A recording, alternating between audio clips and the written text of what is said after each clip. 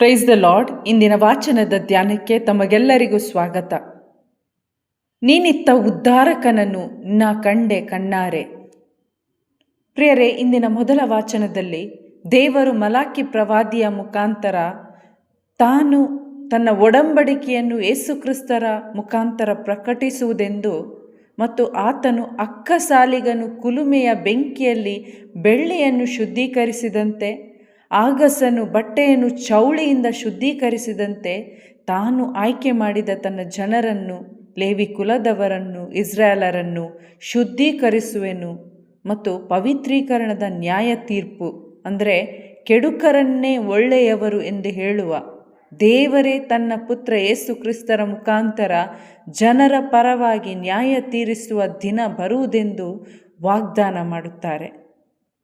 ಇಂದಿನ ಶುಭ ಸಂದೇಶದಲ್ಲಿ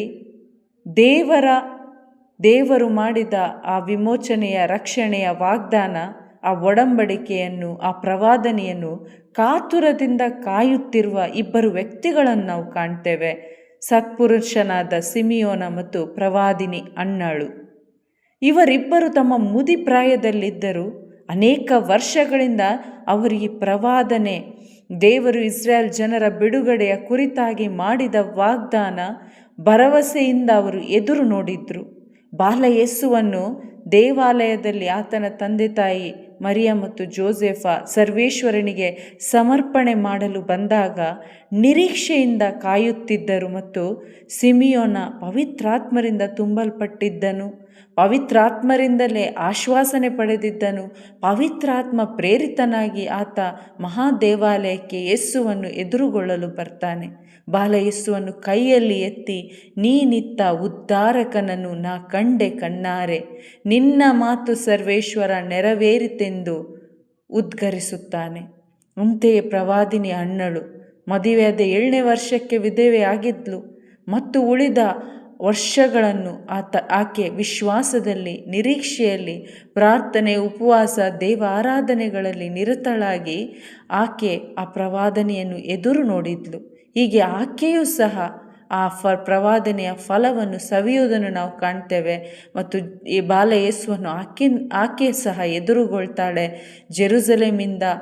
ಜೆರುಸಲೇಮಿನ ವಿಮೋಚನೆಯನ್ನು ಎದುರು ನೋಡುವವರಿಗೆ ಆಕೆ ಆ ಯೇಸು ಕ್ರಿಸ್ತರ ಕುರಿತಾಗಿ ಸಾರ್ತಾಳೆ.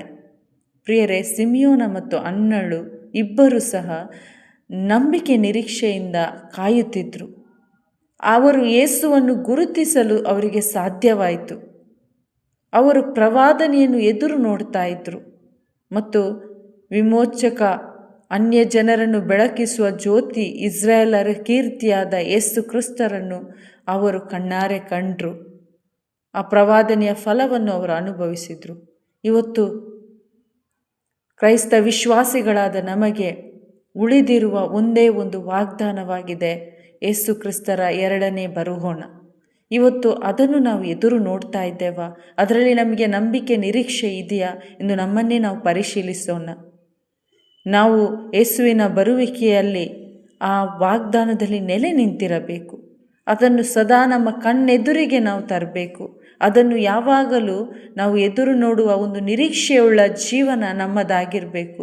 ಸಿಮಿಯೋನ ಮತ್ತು ಅನ್ನಳು ಒಂದು ಪರಿಶುದ್ಧ ಜೀವನ, ದೇವರ ವಾಕ್ಯಕ್ಕೆ ವಿಧೇಯತೆ ಇರುವ ಜೀವನವನ್ನು ಜೀವಿಸಿದರು.